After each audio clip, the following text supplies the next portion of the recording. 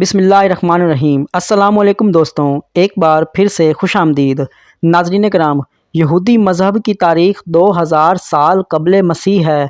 मिलता है ये इब्राहीम अलैहिस्सलाम के मज़हबों में से सबसे पहला मज़हब है जिसने एक खुदा की तरफ लोगों को दावत दी। हम सुनते आ रहे हैं कि खुदा ने हज़रत मूसा अलैहिस्सलाम पर तौरात नाजिल की और इस तरह यहूदी मज़हब की शुरुआत हुई और हज़रत मूसा अलैहिस्सलाम यहूदी मज़हब के पैगंबर बने। लेकिन यहूदी मज़हब की बुनियाद हज़रत मूसा अलैहिस्सलाम के बजाय हज़रत इब्राहीम अलैहिस्सलाम इब्राहीम ने रखी। हज़रत इब्राहीम इराक़ के शहर आवर में पैदा हुए। हज़रत इब्राहीम की पैदाइश एक ऐसे मुआशरे में हुए जहाँ वहदानियत का कोई तसव्वुर नहीं था। लोग मुख्तलिफ़ खुदाओं की पूजा करते थे। हज़रत इब्राहीम अलैहिस्सलाम एक हेरबानी थे जिसने हज़रत सारा के साथ शादी की। खुदा ने हज़रत इब्राहीम अलैहिस्सलाम को हुक्म दिया कि आप लोगों को वहदानियत की तरफ दावत दें और क्यानान चले जाएं और अपने लोगों के लिए एक अलग रियासत को क़याम में लाएं। हज़रत इब्राहीम अलैहिस्सलाम हिजरत करके क्यानान, जो आज के फ़लस्तीन और इसराइल हैं, चले गए। हज़रत इब्राहीम अलैहिस्सलाम को 86 साल की उम्र तक कोई औलाद नहीं हुई, जिससे हज़रत इब्राहीम अलैहिस्सलाम दिलबर्दाश्ता हुए, जिसको देखकर हज़रत सारा ने एक लोंडी जिसका नाम हाजरा था, इससे हज़रत इब्राहीम अलैहिस्सलाम की शादी करवाई और 86 साल की उम्र में हज़रत हाजरा के साथ एक बेटा हुआ जिसे आज हम हज़रत इस्माईल के नाम से जानते हैं। खुदा ने हज़रत इब्राहीम अलैहिस्सलाम पर इम्तिहान के तौर पर उसी बेटे की कुर्बानी मांगी, जिसके नतीजे में आज हम सुन्नत इब्राहीमी मनाते हैं। खैर, 90 साल की उम्र में हज़रत सारा के साथ भी एक बेटा हुआ जिसे हम इसहाक के नाम से जानते हैं। हज़रत इसहाक और हज़रत इस्माईल अलैहिस्सलाम और यहूदी दोनों में हम पैगंबर के तौर पर देखा जाता है।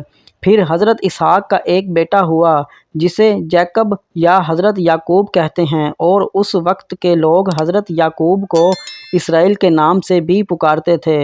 हज़रत याकूब अलैहिस्सलाम के 12 बेटे हुए और हर बेटे का एक अलग अलग कबीले के सरदार बनते हैं। इनमें से हर एक का बेटा होता और उसी जुदासियम यहूदी जुदा नाम यहूद अपने बेटे के नाम से यहूदी मज़हब का नाम पड़ता। हज़रत याकूब अलैहिस्सलाम अपने 12 बेटों के कबीलों को इकट्ठा करके एक रियासत बनाते हैं जिसे इसराइल कहते हैं, क्योंकि हज़रत याकूब अलैहिस्सलाम को इस वक्त के लोग इसराइल कहकर भी पुकारते थे, इसलिए रियासत का नाम इसराइल पड़ गया, जो आज के मॉडर्न इसराइल भी हैं। वक्त के साथ साथ इसराइल पर मुख्तलिफ पैगंबर और बादशाह हुकूमत करते रहे, जिसमें हज़रत सुलेमान भी शामिल हैं। फिर वक्त के साथ रियासत कमज़ोर होती गई और इसराइल रियासत का ज़वाल शुरू हुआ और देखते ही देखते सारे यहूदी मिस्री फ़िरौनों के ग़ुलाम बने। हज़रत इब्राहीम अलैहिस्सलाम के ठीक 1000 साल बाद फ़िरौन के घर में हज़रत मूसेस की परवरिश की और जब मूसेस जवान हुए तो उन्होंने बादशाह से यहूदी लोगों की हालत ज़िंदगी पर रहम करने की इस्तदा की, लेकिन फ़िरौन ने हज़रत मूसा की बात को टाल दिया और ज़्यादा इसरार पर हज़रत मूसा अलैहिस्सलाम को मिस्र से निकाल दिया और हज़रत मूसा अलैहिस्सलाम हिजरत करके क्यानान इसराइल चले गए, जहां उसने शादी की और बकिया ज़िंदगी गुजारने का फ़ैसला किया। एक दिन हज़रत मूसा अलैहिस्सलाम सुनाई पहाड़ पर बकरियां चढ़ा रहे थे कि वहां पर खुदा हज़रत मूसा अलैहिस्सलाम से हम कलाम होते हैं। खुदा हज़रत मूसा अलैहिस्सलाम को दोबारा मिस्र जाकर यहूदियों को आज़ाद करने का हुक्म देते हैं। हज़रत मूसा अलैहिस्सलाम खुदा के हुक्म को बजा लाने के लिए मिस्र जाके यहूदियों के लिए जदोजहद करना शुरू करते हैं और वो उसमें कामयाब भी होते हैं और हज़रत मूसा अलैहिस्सलाम के ऊपर तौरात नाजिल होती है। हज़रत मूसा अलैहिस्सलाम ने तौरात की पहली शक्ल लिखी जिसे हम आज ओल्ड स्टेटमेंट के नाम से जानते हैं।